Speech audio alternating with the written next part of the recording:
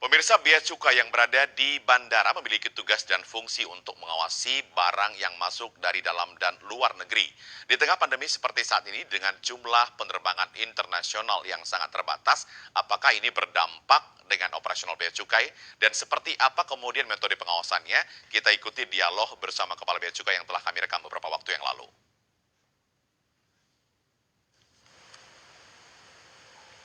Ya, selamat sore pemirsa. Tugas dan fungsi dari bea cukai di setiap bandara adalah bagaimana kemudian mengawasi keluar masuk barang melalui penerbangan internasional. Yang menarik adalah di tengah pandemi COVID seperti saat ini, bagaimana kemudian aktivitas yang dilakukan oleh bea cukai yang ada di setiap bandara, khususnya Bandara Kuala Namu Internasional dari Serdang, Sumatera Utara. Untuk mengetahuinya, saat ini saya sudah bersama dengan Kepala Bea Cukai Kuala Namu, Bapak Elvi Haris. Selamat sore Pak Elvi Haris, terima kasih sudah bersedia berbincang-bincang dengan TVRI. Kalau masyarakat pengen tahu nih Pak, potret ya aktivitas dari Bea Cukai selama di tengah pandemi COVID-19 seperti saat ini, apa ini Pak? Iya, terima kasih Bang Keri. Memang benar fungsi bea cukai itu khususnya di bandara ini adalah mengawasi keluar masuknya barang secara internasional, artinya masuk dari luar negeri atau keluar ke luar negeri dari Indonesia. Nah, di tengah pandemi ini penerbangan berkurang, otomatis penumpang yang masuk ke Indonesia atau yang keluar dari Indonesia itu juga berkurang. Nah, layanan kita di sini terhadap barang itu ada tiga. Ada barang yang dibawa penumpang, ada barang kargo yang memang lewat kargo nantinya, gudang kargo, ada yang barang kiriman lewat pos. Nah, dua ini berkurang. Yang penumpang dan kargo berkurang seiringnya berkurangan penerbangan. Tetapi bukan berarti tidak ada. Sekarang sudah ada penerbangan dari Singapura, sudah ada penerbangan dari Malaysia. Nah, jumlahnya berkurang, tetapi kewaspadaan kita harus meningkat. Kenapa? Kenapa begitu Pak Elvi? Karena ini tadi, pandemi ini bisa aja yang masuk itu membawa virus. Kita juga ingin mengamankan teman-teman yang bertugas. Karena mereka berpapasan langsung dari penumpang yang dari luar negeri. Yang kita khawatirkan bukan hanya penumpang, di barang mungkin juga virusnya ada. Gitu. Dari sisi itu kita perlu meningkatkan kewaspadaan.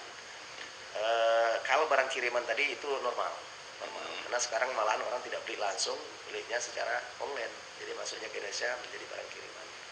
Terkait dengan pembebasan bea barang masuk khususnya APD, ini bagaimana ini informasi yang selengkapnya boleh disampaikan ke masyarakat ini pembebasan bea ini, karena sesuatu yang namanya ada pembebasan bea itu masyarakat merasa menarik nih, tapi kan ini khusus untuk APD, tapi bagaimana kemudian yang selengkapnya dari Pak Haris ini? Iya benar Bang Heri. Iya, kita ingat awal-awal pandemi kemarin itu harga APD ataupun semua bahan-bahan untuk penanggulangan COVID itu meledak tinggi sekali. Masker bisa mencapai 300-400 ribu satu karton, sehingga masyarakat sudah harga tinggi, kebutuhannya kurang, tidak ada dijumpai di pasar. Nah, pemerintah membuat kebijakan baru sekitar April kemarin, itu membuat kebijakan baru untuk membantu masyarakat mendapatkan alat-alat penanggulangan COVID, baik itu masker, rapid, APD dan lain-lainnya. Nah, dari sisi biaya, bea cukai itu membuat pembebasan terhadap masuknya barang-barang yang digunakan untuk penanggulangan COVID. Misalnya masker, rapid test, itu kalau yang nilai barangnya itu 500 US, itu langsung bebas. Langsung bebas, artinya pemilik barang, importir kah, ataukah barang kiriman pos kah, tidak perlu mengajukan ke bea cukai. Bea cukai memutus langsung memberikan pembebasan. Tetapi kalau partai besar di atas 500 US, itu mereka mengajukan permohonan secara online ke bea cukai. Sebelum barang sampai Sudah barang sampai juga boleh, sebelum juga boleh. Lebih efektif sebelum gitu, sepanjang mereka tahu barangnya masuk kapan. Selama ini apakah ada hal-hal sedemikian rupa? Cukup banyak. Dan mereka melakukan pendaftaran online itu setelah sampai di Bandara Kuala Namu atau sebelum sampai? Sebagian besar kalau yang sifatnya perorangan setelah barang sampai. Tapi kalau sifatnya memang dia importir besar untuk ini besar. Yang menarik ini satu lagi nih, mungkin masyarakat juga pengen tahu anjing pelacak yang dimiliki oleh bea cukai ini selama pandemi ini aktivitasnya apa saja gitu loh. Kan pengawasan tetap apakah diikutsertakan juga? Oh tetap. Artinya anjing pelacak kita karena penerbangan masih ada, tetap kita fungsikan. Walaupun kita memang sangat targeting lah. Artinya kalau penerbangan yang dari analis intelijen kita perlu kita waspadai, anjing pelacak kita turunkan. Tetapi di samping itu secara rutin juga barang kiriman itu anjing pelacak kita tetap kita fungsikan. Tetap difungsikan. Karena kita khawatir penumpang sedikit, pemasukan Pengawasan. barang ilegal itu narkotika segala macam dari barang kiriman. Kekhawatiran kita Tapi kemudian kalau kita tahu lagi ini pemeriksaan untuk handphone katanya email itu. Ini kan ada juga beberapa dari pemerintah kita ini seperti apa nih Iya. kolerasinya dengan bea cukai? Ya benar nih Bang Kerry, kita pakai handphone semua nih sekarang Indonesia. Iya. Ya, awalnya itu kan handphone yang beredar di Indonesia ini itu susah kita identifikasi legal atau ilegal pemasukannya. Mungkin lebih banyak ilegal misalnya kan begitu. Nah, di bulan April pemerintah itu sebenarnya dari Menkominfo itu buat aturan bahwa semua handphone yang masuk ke Indonesia emailnya harus didaftar. Oke. Nah, kita sebagai pintu masuk, penjaga pintu masuk diberi kewenangan, diberi keharusan malahan untuk mendaftarkan email handphone yang masuk lewat bandara, apakah lewat pos atau lewat laut bagi bea cukai. Nah, jadi ketika ada yang membawa handphone, mereka tinggal masuk ke aplikasi bea cukai, daftarkan, begitu nanti dapat QR, nanti bawa ke bea cukai, kita approve, emailnya muncul, handphonenya terdaftar.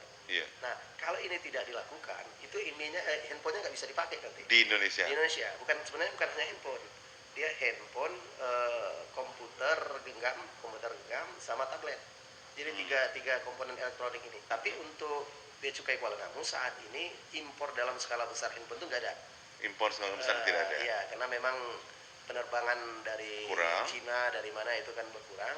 Tapi yang dibawa penumpang ada, yang kiriman pos ada. Baik. Nah, itu yang kita daftarkan. Dengan ada informasi juga yang beredar viral di media sosial yang mengatasnamakan bea cukai, begitu ada penipuan yang mengatasnamakan bea cukai. Ini seperti apa sih sebenarnya kronologisnya atau bagaimana sih keterangan lengkapnya?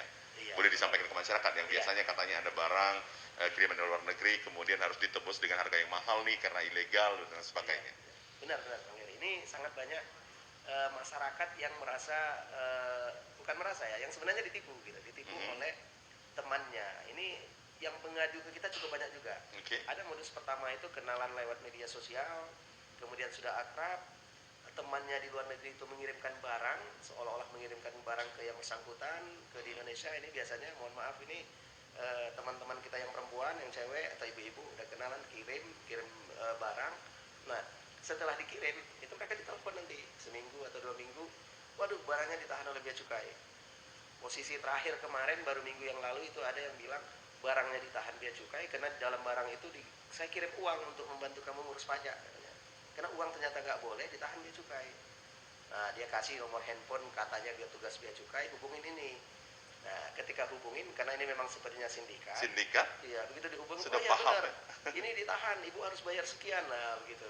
Dan itu luar biasanya, tidak sekaligus banyak gitu. Bayar 5 juta dulu mereka, atau 10 juta. Setelah bayar nanti, lolos lagi, oh masih ada yang masalah lain sedikit lagi ya. Akhirnya bisa ketarik itu sampai 50 juta, ada yang sampai 100 juta. Elvi, apa ini upaya dari bea cukai kepada masyarakat terkait dengan supaya tidak ada lagi masyarakat yang terkena imbasnya yang mengatasnamakan bea cukai ini? Apa upaya yang dilakukan oleh bea cukai? Apakah ada imbauan ke masyarakat atau apakah ada pemberitahuan lewat media sosial dan sebagainya? Ada, pasti ada Mas. Artinya lewat IG-nya kita, media sosial kantor itu kita sampaikan.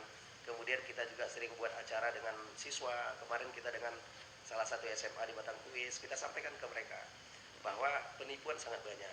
Kalau dulu modusnya mungkin pelelangan, ini bea cukai melelang barang, sekarang modusnya udah barang kiriman.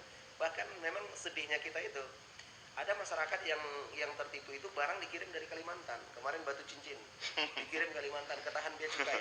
Padahal yang seperti ini bea cukai nggak mungkin. Iya. Karena barang domestik itu nggak pernah bea cukai periksa, kecuali rokok atau minuman kan gitu.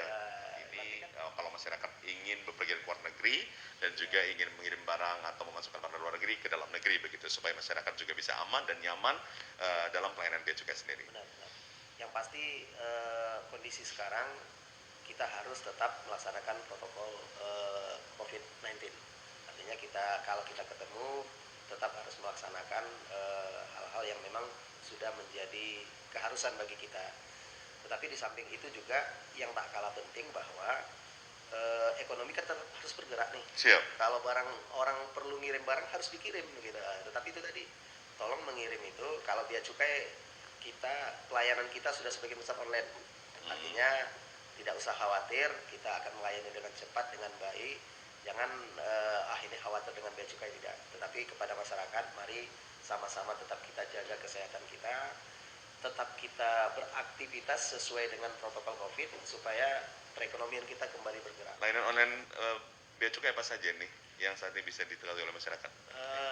Kalau mengajukan dokumen impor, pemberitahuan impor pasti online. Oke. Ekspor juga online. Mengirim barang keluar sekarang masih ada, pengiriman ekspor masih ada. Siap. Kemudian mau mengetahui seperti tadi pembebasan tadi itu juga Pembebasan bea? Semua sudah online juga. Sudah online Sudah ya. online juga. Oke. Oh ya, sekarang juga yang terbaru dari kita itu CD. Penumpang itu kan harus memberikan custom declaration.